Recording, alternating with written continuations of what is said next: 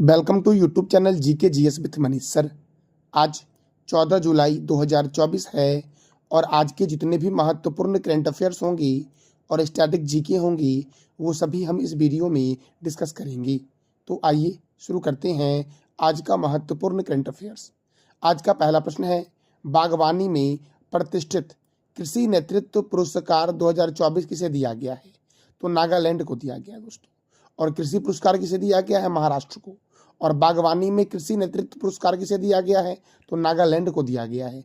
अब नागालैंड को दिया गया है तो देखो, नागालैंड की राजधानी क्या है? कोहिमा। नागालैंड के गवर्नर कौन है? ला गणेशन। नागालैंड के मुख्यमंत्री कौन है? तो नेफ्यू रियो हैं नागालैंड के मुख्यमंत्री। नागालैंड में राज्यसभा एक है और लोकसभा कितना है? तो एक है मेरे दोस्तों। देखो, नागालैंड की स्थापना कब हुई? 1 दिसंबर 1963 को। और नागालैंड में विधानसभा सीट है 60। असम, मेघालय, त्रिपुरा, अरुणाचल प्रदेश और नागालैंड में विधानसभा सीट कितना है? 60 है। इटंकी राष्ट्रीय उद्यान, रंगपहर वन्य जीव अभ्यारण्य, फकीम वन्य जीव अभ्यारण्य नागालैंड में है। और नागालैंड में दो प्रमुख जनजाति है, नागा और नबुई। देखो, नागालैंड की सीमा लगती है असम से, अरुणाचल प्रदेश से, म्यांमार से और मणिपुर से नागालैंड की सीमा लगती है। अगला प्रश्न हमारा है, विराट रामायण मंदिर के दूसरे चरण का काम शुरू हुआ है। विराट रामायण मंदिर के दूसरे चरण का काम शुरू हुआ है, यह किस राज्य में स्थित है? तो दोस्तों यह बिहार में स्थित है।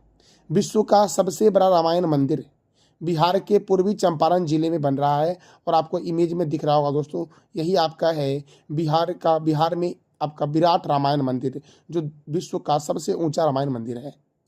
तो मेरे दोस्तों, बिहार देखो, बिहार की राजधानी क्या है? पटना। दोस्तों, बिहार के गवर्नर कौन है? राजेंद्र आलेरकर। और बिहार के मुख्यमंत्री है नीतीश कुमार। बिहार में राज्यसभा 16 है और लोकसभा 40 है। वाल्मीकि राष्ट्रीय उद्यान, गौतम बुद्ध वन्य जीव अभ्यारण्य, कैमूर वन्य जीव अभ्यारण्य, पंत वन्य जीव अभ्यारण्य, संजय गांधी वन्य जीव अभ्यारण्य, भीम बांध वन्य जीव अभ्यारण्य, विक्रमशिला डॉल्फिन अभ्यारण्य कहाँ है? बिहार में। और विक्रमशिला डॉल्फिन अभ्यारण्य जो है ये बिहार के भागलपुर जिले में है। देखो, बिहार के उत्तर से दक्षिण की लंबाई कितनी है? 445 किलोमीटर। और बिहार के पूर्व से पश्चिम की चौड़ाई कितनी है? तो 483 किलोमीटर है। तमासीन जलप्रपात और ककोला जलप्रपात बिहार में है। बिहार में एक झील भी दोस्तों है जो रामसर में भी शामिल है, कांवर झील। कांवर झील बिहार के बेगूसराय में है। बिहार के मुख्य लोक नृत्य के बारे में अगर बात किया जाए तो जाट जटिन, कजरी, सोहर खिलौना, झुमेरी और झिझिया ये बिहार का मुख्य लोक नृत्य है। क्षेत्रफल की दृष्टि से बिहार का सबसे बड़ा जिला है पश्चिम चंपारण। और छोटा जिला कौन सा है? तो शिवहर है। बिहार के प्रथम राज्यपाल थे जयरामदास दौलत राम। और बिहार के प्रथम मुख्यमंत्री कौन थे? तो श्री कृष्ण सिंह थे बिहार के प्रथम मुख्यमंत्री। बिहार की सीमा लगती है पश्चिम बंगाल से लगती है, उत्तर प्रदेश से लगती है, नेपाल से लगती है और झारखंड से लगती है बिहार की सीमा। अगले प्रश्न की ओर बढ़ते हैं। अगला प्रश्न हमारा है, हाल ही में किस देश के क्रिकेट खिलाड़ी जेम्स एडरसन ने टेस्ट क्रिकेट से संन्यास लेने की घोषणा की है? तो इंग्लैंड दोस्तों, इंग्लैंड के क्रिकेट खिलाड़ी हैं जेम्स एडरसन, जिन्होंने टेस्ट क्रिकेट से संन्यास लेने की घोषणा की है। अच्छा दोस्तों, अभी इंग्लैंड में हाल ही में चुनाव हुआ था, तो इंग्लैंड के नए प्रधानमंत्री, इंग्लैंड के नए वित्त मंत्री कौन बने हैं? इस दोनों प्रश्न का जवाब देना है कमेंट बॉक्स में आपको। दोस्तों, अब क्रिकेट के महत्वपूर्ण स्टेडियम को देखते हैं। चिदम्बरम स्टेडियम चेन्नई में है, चिपक स्टेडियम चेन्नई में है, ईडन गार्डन स्टेडियम कोलकाता में है, चिन्ना स्वामी स्टेडियम बेंगलुरु में है, Arun Jaitley stadium Delhi, Rajiv Gandhi stadium Hyderabad, Barabati stadium Cuttack, Wankhede stadium Mumbai, Keenan stadium Jamshedpur, Melbourne stadium Australia, Perth Brisbane stadium कहाँ है? तो ऑस्ट्रेलिया में है। इंग्लैंड और ऑस्ट्रेलिया का राष्ट्रीय खेल क्या है? तो क्रिकेट है। क्रिकेट में महत्वपूर्ण ट्रॉफी कौन कौन से मिलते हैं? तो Ranji trophy, Irani trophy, Vijay Hazare trophy, Moin Daula gold cup, Cooch Behar cup, Duleep trophy, Rohinton Baria cup, G D Birla trophy और दिवधा ट्रॉफी का संबंध किस खेल से है? तो क्रिकेट से है मेरे दोस्तों। विश्व का सबसे बड़ा क्रिकेट स्टेडियम का नाम क्या है? नरेंद्र मोदी स्टेडियम। विश्व का सबसे बड़ा क्रिकेट स्टेडियम कौन सा है दोस्तों? तो नरेंद्र मोदी स्टेडियम है, जो गुजरात के अहमदाबाद में है। और अहमदाबाद है साबरमती नदी के किनारे। अहमदाबाद को बोलते हैं भारत का बोस्टन, भारत का मैनचेस्टर, अहमदाबाद को बोलते हैं। देखो, वर्ल्ड में क्रिकेट को कंट्रोल करती है आईसीसी, अर्थात इंटरनेशनल क्रिकेट काउंसिल, जिसका हेडक्वार्टर दुबई में है। और इसकी स्थापना आईसीसी का की कब हुई थी? तो 1909 में आईसीसी की स्थापना हुई थी और आईसीसी के चेयरमैन है ग्रेग वारकेली। तो दोस्तों भारत में क्रिकेट को कंट्रोल करती है बीसीसीआई। बीसीसीआई का फुल फॉर्म है board of control for cricket in India. इसका हेडक्वार्टर मुंबई में है। इसकी स्थापना 1 दिसंबर 1928 को हुई और इसके प्रेसिडेंट कौन है? तो रोजर बिन्नी है बीसीसीआई के प्रेसिडेंट। दोस्तों जरा आप बता दो कमेंट बॉक्स में कि बाराबाती स्टेडियम कहाँ है। मैंने तुरंत बताया अभी आपको। अगला प्रश्न है, हाल ही में किस राज्य में मैंगो फेस्टिवल 2024 की शुरुआत हुई है? दोस्तों उत्तर प्रदेश में हुआ है। उत्तर प्रदेश के लखनऊ में मैंगो फेस्टिवल 2024 की शुरुआत हुई है। और लखनऊ दोस्तों कौन से रिवर के किनारे है? तो लखनऊ है गोमती रिवर के किनारे और ये यूपी की राजधानी है। उत्तर प्रदेश के मुख्यमंत्री कौन है? योगी आदित्यनाथ। और उत्तर प्रदेश के गवर्नर कौन है? आनंदीबेन पटेल। यहाँ पर राज्यसभा 31 है, लोकसभा 80 है। दुधवा राष्ट्रीय उद्यान, हस्तिनापुर वन्य जीव अभ्यारण्य, रानीपुर वन्य जीव अभ्यारण्य, चंद्रप्रभा वन्य जीव अभ्यारण्य, सुर सरोवर वन्य जीव अभ्यारण्य, बखीरा वन्य जीव अभ्यारण्य, पिलभित राष्ट्रीय उद्यान और अमानगढ़ बाघ रिजर्व उत्तर प्रदेश में है। भारतीय चीनी तकनीकी संस्थान कानपुर में है। भारतीय दलहन शोध संस्थान कानपुर में है। औद्योगिक विश्व विज्ञान अनुसंधान केंद्र लखनऊ में है। केंद्रीय औषधि अनुसंधान केंद्र लखनऊ में है। केंद्रीय वनस्पति अनुसंधान केंद्र लखनऊ में है। बीरबल सहनी जीवाश्म विज्ञान संस्थान लखनऊ में है। और सिडबी का हेडक्वार्टर कहाँ है? लखनऊ में। सिडबी का फुल फॉर्म आप बताओ कमेंट बॉक्स में। सिडबी की स्थापना कब हुई? 2 अप्रैल 1990 को। राष्ट्रीय राजमार्गों का चौराहा कहा गया है? कानपुर को। कानपुर है गंगा रिवर के किनारे। अयोध्या है सरयू रिवर के किनारे। कन्नौज है गंगा रिवर के किनारे। दोस्तों अगले प्रश्न की ओर बढ़ते हैं। हमारा अगला प्रश्न है, हाल ही में लाहौर उच्च न्यायालय की प्रथम महिला मुख्य न्यायाधीश कौन बनी है?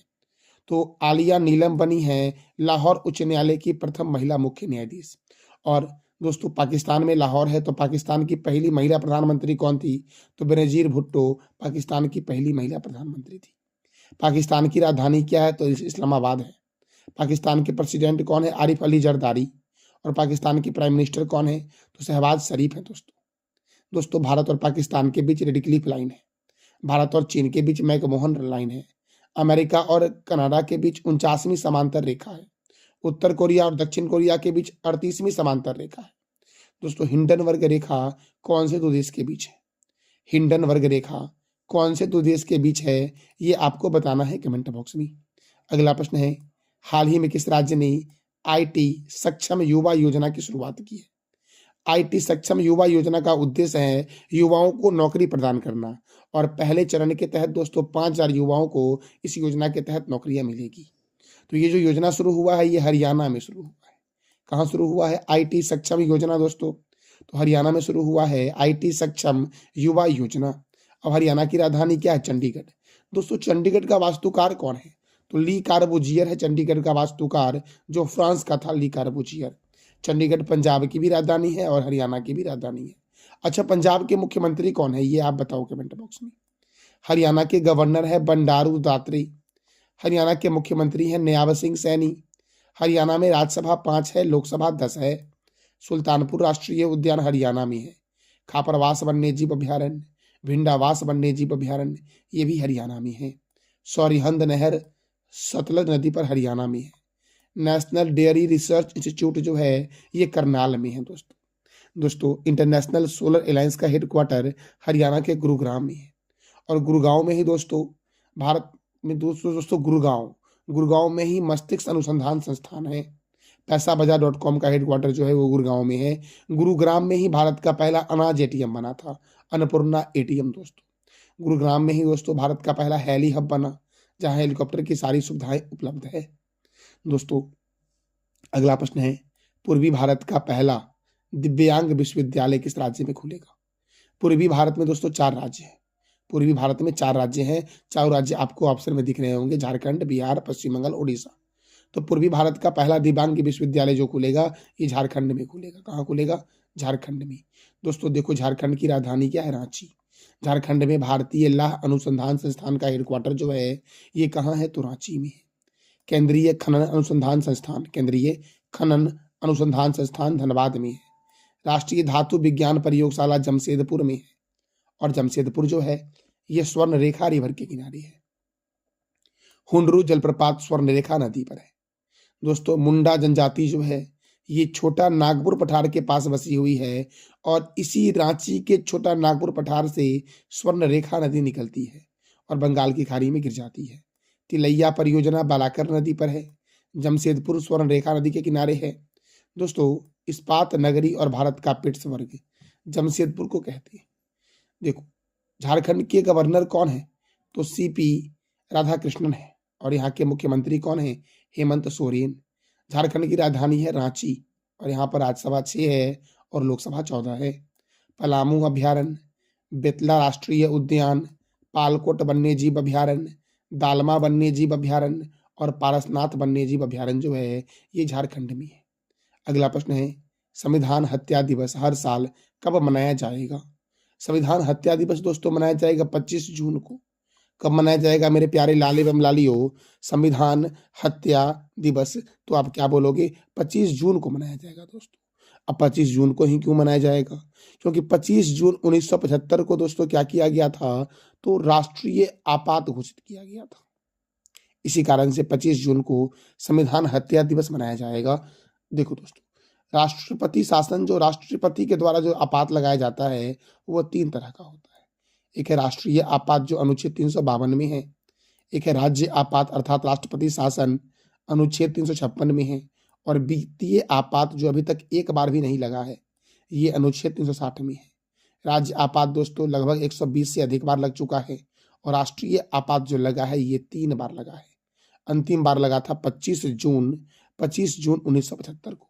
तो आइए जानते हैं तीनों बार कब कब लगा और किस किस कंडीशन में लगा है। तो देखो दोस्तों अभी तक अनुच्छेद 352 का प्रयोग 3 बार किया गया है, और इन तीनों उद्घोषणा से संबंधित महत्वपूर्ण तथ्य जो है आपके वो इस प्रकार है। पहली बार 26 अक्टूबर 1962 को आपात की घोषणा की गई थी। इसका कारण था कि सितंबर 1962 में चीन ने नेफा क्षेत्र पर आक्रमण कर दिया था। नेफा, उसी नेफा को आप जानते हैं अरुणाचल प्रदेश के नाम से।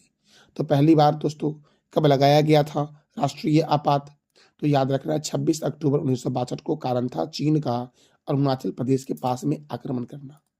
दूसरी बार कब लगाया गया था, तो दूसरी बार दोस्तों इसकी उद्घोषणा की गई थी दिसंबर 1971 में।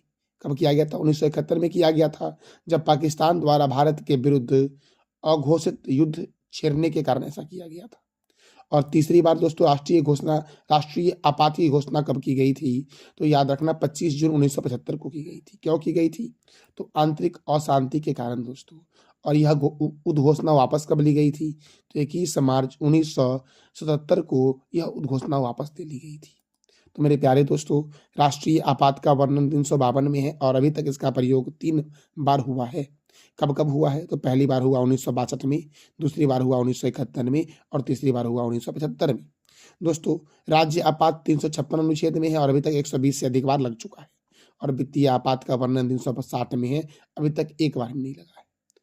मलाला दिवस कब मनाया जाता है, मलाला दिवस मनाया जाता है 12 मार्च को दोस्तों। देखो नोबेल पुरस्कार दिया गया था मलाला यूसुफजई को शांति के क्षेत्र में। इन्होंने बच्चों के लिए बहुत सारा काम किया दोस्तों। तो इनको शांति के क्षेत्र में नोबेल पुरस्कार जो दिया गया था वो कब दिया गया, तो 2014 में दिया गया था। कब दिया गया था, 2014 में दोस्तों। और इन्हीं की जन्म दिवस को चिन्हित किया गया है 12 मार्च को दोस्तों। तो मलाला दिवस कब मनाया गया, 12 मार्च को। मलाला यूसुफजई का जन्म 12 जुलाई 1997 को पाकिस्तान के उत्तर पश्चिम खैबर पख्तूनख्वा प्रांत के स्वात जिले में हुआ था। अब दोस्तों जुलाई महीने में और कौन कौन से महत्वपूर्ण दिवस मनाए गए हैं, तो राष्ट्रीय चिकित्सक दिवस 1 जुलाई, चार्टर्ड अकाउंटेंट डे 1 जुलाई, राष्ट्रीय डाक कर्मचारी दिवस 1 जुलाई, राष्ट्रीय सहकारिता दिवस कब मनाया गया है, तो 1 जुलाई को मनाया गया है। विश्व खेल पत्रकार दिवस 2 जुलाई, वर्ल्ड यूएफओ डे 2 जुलाई, अंतर्राष्ट्रीय प्लास्टिक बैग मुक्ति दिवस 3 जुलाई, अमेरिकी स्वतंत्रता दिवस 4 जुलाई, अंतर्राष्ट्रीय सहकारिता दिवस 6 जुलाई। विश्व जूनोसिस दिवस कब मनाया गया है, तो 6 जुलाई को मनाया गया है विश्व जूनोसिस दिवस। दोस्तों वैश्विक क्षमा दिवस 7 जुलाई, विश्व चॉकलेट दिवस 7 जुलाई, राष्ट्रीय मत्स्य किसान दिवस 10 जुलाई, और विश्व जनसंख्या दिवस कब मनाया गया है, तो 11 जुलाई को मनाया गया है। अगला प्रश्न है, प्रवासियों के लिए सबसे किफायती देशों की सूची में कौन सा देश प्रथम स्थान पर है? तो वियतनाम है प्रथम स्थान पर और वियतनाम की राजधानी हनोई है। दूसरे स्थान पर दोस्तों कोलंबिया है, तीसरे स्थान पर मलेशिया है और भारत का स्थान इसमें 7 नंबर पर दोस्तों। तो ये था आज का हमारा महत्वपूर्ण करंट अफेयर। अब जरा हम पिछले दिन के करंट अफेयर को रिवीजन करते हैं। विश्व जनसंख्या दिवस 11 जुलाई को मनाया गया और थीम था किसी को पीछे न छोड़े, सभी की गिनती करी। हाल ही में कौन सा देश कोलंबो सुरक्षा सम्मेलन का 5वां सदस्य बना है? तो बांग्लादेश बना है। यूनेस्को ने कितने नए बायोस्फीयर रिजर्व घोषित किए हैं? तो 11। अभ्यास पिच ब्लैक का आयोजन किस देश में हो रहा है? तो ऑस्ट्रेलिया में हो रहा है मेरे प्यारे दोस्तों। उदार शक्ति सैन्य अभ्यास का आयोजन भारत और मलेशिया के बीच हुआ। हाल ही में किस देश के एटना और स्ट्रोम्बोली ज्वालामुखी फटने से कैटेनिया हवाई अड्डा बंद कर दिया गया? तो इटली में दोस्तों। किस राज्य के जगन्नाथ मंदिर को श्वेत शिवालिक के नाम से जानते हैं? तो उड़ीसा के जगन्नाथ मंदिर को श्वेत शिवालिक के नाम से जानते हैं। दोस्तों कल मैंने आपसे 3 प्रश्न किया था कि सड़क सुरक्षा कार्य योजना अपनाने वाला भारत का पहला राज्य राजस्थान है। हज समिति की देखरेख किस मंत्रालय के पास चली गई? तो अल्पसंख्यक मंत्रालय के पास चली गई। बीएसएफ और एसबीआई ने कहा गो विद द ट्रीज वृक्षारोपण अभियान की शुरुआत की है? तो श्रीनगर में मेरे प्यारे लाल एवं लालियो। आज का आपका 3 प्रश्न है जिसका जवाब देना है कमेंट बॉक्स में आपको। किस देश के एटना और स्ट्रोम्बोली ज्वालामुखी फटने से कैटेनिया हवाई अड्डा को बंद कर दिया गया है? अभ्यास पिच ब्लैक का आयोजन किस देश में हो रहा है? और उदार शक्ति सैन्य अभ्यास 2024 का आयोजन भारत और किस देश के बीच होता है? तो इस तीनों प्रश्न का जवाब देना है कमेंट बॉक्स में आपको। ये था हमारा आज का महत्वपूर्ण करंट अफेयर। जानकारी अच्छी लगी तो चैनल को लाइक करें, शेयर करें और सब्सक्राइब करें। थैंक यू सो मच मेरे प्यारे लाल एवं लालियो।